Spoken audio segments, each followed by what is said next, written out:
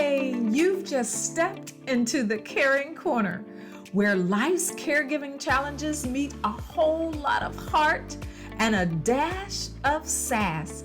I'm Michelle O'Neill, and I'm here to serve up insights, inspiration, and real life tools to help you navigate caring for your kids and aging loved ones without forgetting about you. Expect everything from time management hacks and emotional wellness strategies to technology tips sprinkled with humor and tenacity. Are you ready? Let's get to it. Have you ever felt like your life is like a messy potluck? You know, all the foods jumbled together with no lines of separation. So why don't we compartmentalize with a bento box? No, seriously. Join me to see how this Japanese secret can simplify your life in the best way. Hey, and welcome to the first episode of my podcast with its new name, The Caring Corner. And I am so excited. Today, I want to sprinkle a little bit of that special seasoning that you've come to expect from me. Are you ready?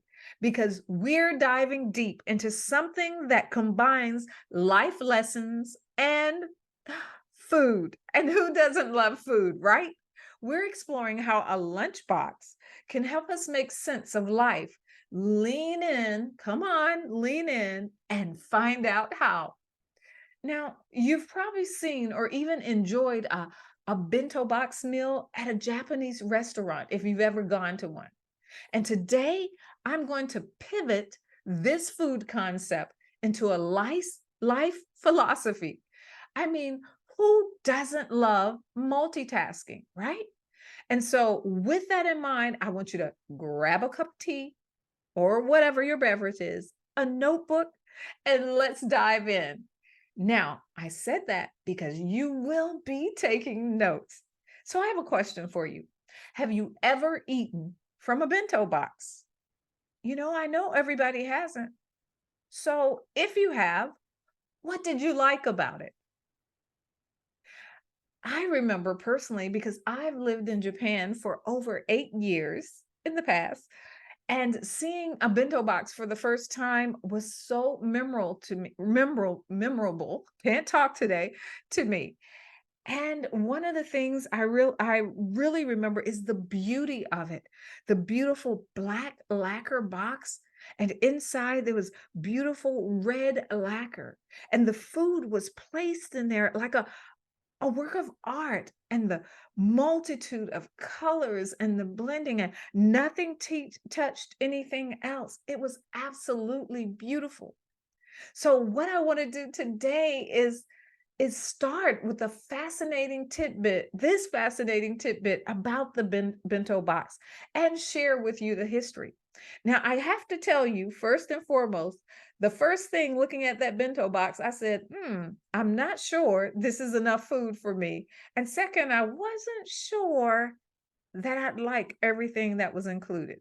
Now, back to the subject. When you hear the word bento, you might think of that convenient lunch divided into cute little sections like I just talked about. But did you know that the concept of bento actually dates back to the Kamakura period in Japan? And forgive me, anyone, if I pronounce that incorrectly. That's around the 12th century. It was initially a simple way for farmers, fishermen, and warriors to carry their meals. But as years went by, the bento box turned into an actual art form. From the Edo period with its 5 colored bentos to today's Instagrammable masterpieces, the bento has been a representation of balance and intentionality in meals. So you're probably asking, why is she talking about this? Well, imagine your life as a bento box. Each compartment holds a different part of you, your career, your family, your personal wellness, and on and on and on. And just like the traditional bento aims for a balance of flavors and nutrients, you too can strive for that balanced life. Isn't it intriguing how a simple lunchbox can inspire us to be more mindful of our choices? You remember I said it's all about balance and intentionality. I find it absolutely, well, fascinating. And it's why we're diving deep into this concept today. So, first, let's actually break down what a bento box is. And I know you said, didn't you already do that? Well, yes and no. But each compartment actually it has a purpose. Rice for substance, proteins for energy, vegetables for health, and this tiny little savored, cherished spot for a treat. And life's like that too. You've got your work compartment, your family compartment, your self care compartment, and let's not forget a small corner for treats and indulgences. And it's crucial to distribute your energy mindfully across these compartments. Now, mindfulness is not just a buzzword. It's your internal compass that helps you allocate attention where it's needed most. When I lived in Japan, remember I just talked to you about that. I learned that making a bento box is a reflective practice. So many things in Japan are like that. I remember going to a tea ceremony, and it was a whole process and an art to it. Well, that same intentionality goes to a bento box. It's a reflective practice. And people just don't throw things in. The person who makes that bento box just don't throw it in. They think about it. They think about the balance and the color and the seasonality and even the way food items actually interact with each other. Like you wouldn't put an onion in there with an apple. So the same goes for life. It demands our active engagement. How are you actively engaging in each compartment of your life? We need to think about how each component of our life adds to the overall picture and how the flavor of one part mixes with another. And so a good example of this is I would encourage you, I know you don't have time now and you may not have one, is to actually get an orange. And I want to share with you how to mindfully focus on this orange. This orange can actually engage our senses. And so the first thing I want you to do is grab your orange and feel it. Feel the smoothness in some places and the crevices in others.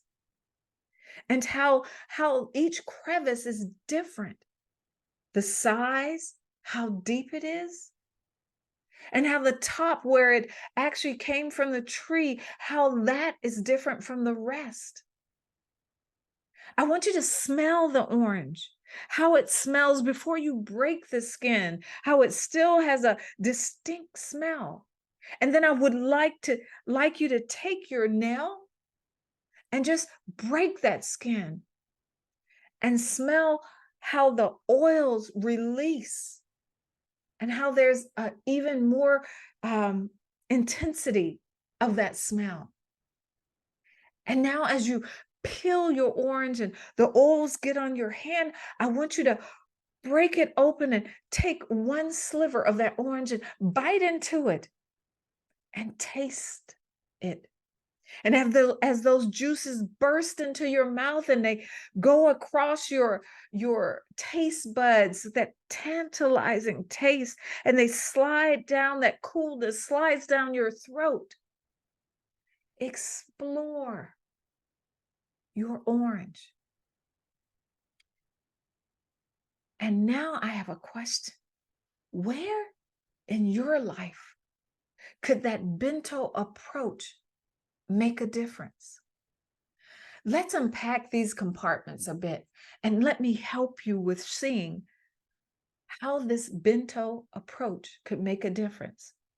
In your work compartment, how do you keep things vibrant and fulfilling? When it comes to family, how do you maintain connection that nourishes your soul,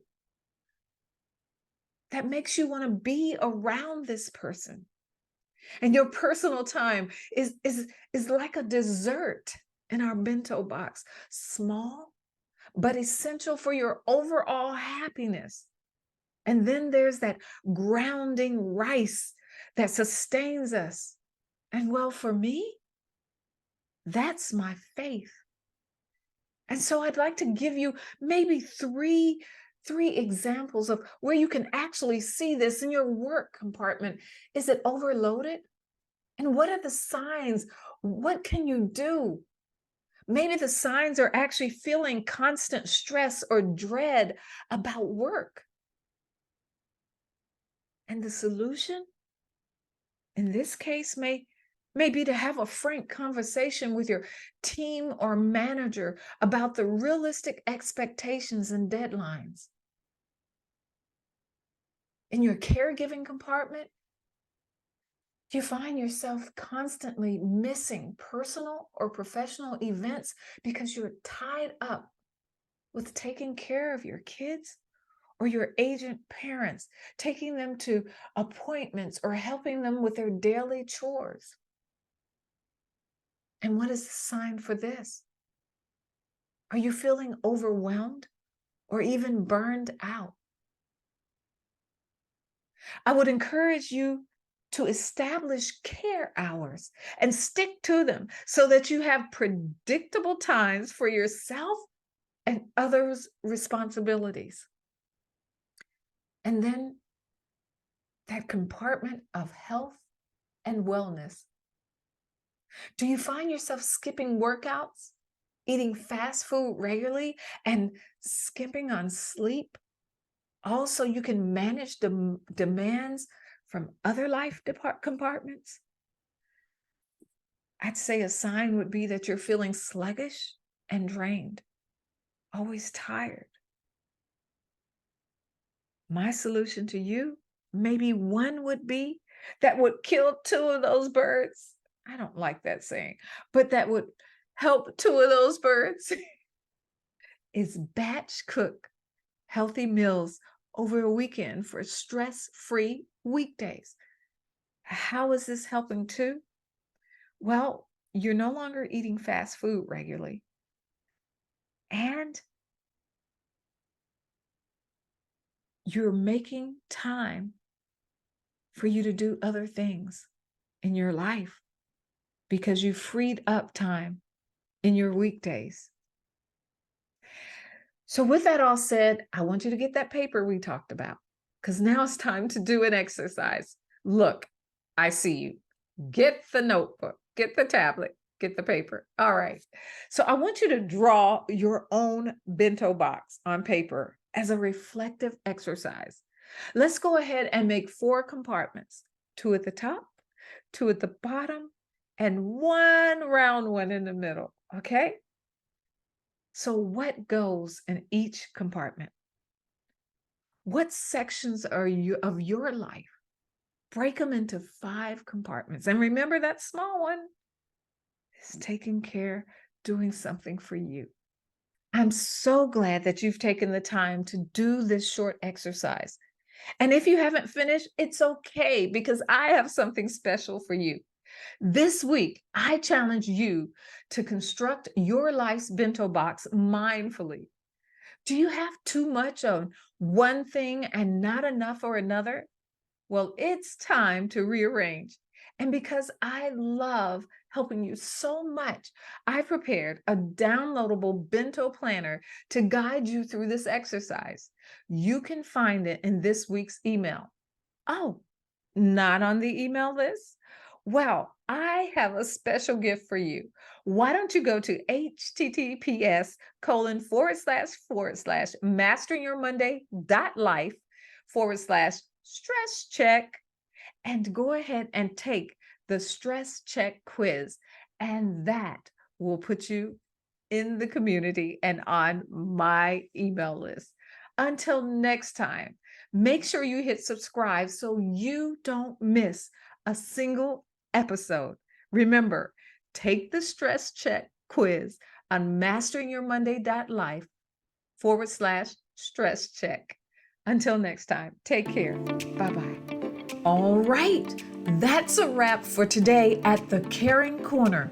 We've tackled some big topics, but remember, you're not in this alone. Subscribe to keep the wisdom and warmth coming. And stay tuned for amazing guests who'll be joining us to help round out your caregiving toolkit. Catch you next time and keep conquering those challenges.